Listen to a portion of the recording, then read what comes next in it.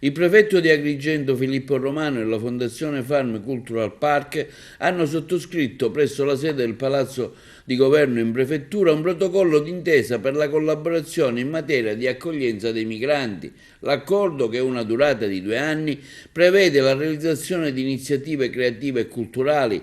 per migliorare gli ambienti di accoglienza dei migranti nel territorio agrigentino, con particolare riferimento al nuovo hotspot di Porto Empedocle e agli uffici destinati allo sportello unico immigrazione della Prefettura. Nell'ambito della nascente collaborazione è previsto che la Fondazione Farm Cultural Park, che ha sede a Favara, si impegni a fornire gratuitamente competenze e risorse umane materiali per la realizzazione dei progetti e azioni creative e culturali, mentre l'ufficio del governo si impegna a fornire quel supporto istituzionale necessario per agevolare la realizzazione dei progetti, nonché a facilitare il coordinamento tra le parti interessate. L'accordo sottoscritto oggi è un passo importante per migliorare l'accoglienza dei migranti nel territorio di Agrigento, ha dichiarato il prefetto Romano. La collaborazione tra le istituzioni e la realtà del territorio è fondamentale per garantire ai migranti un'accoglienza dignitosa e inclusiva. Siamo felici di poter collaborare con la Prefettura per migliorare l'accoglienza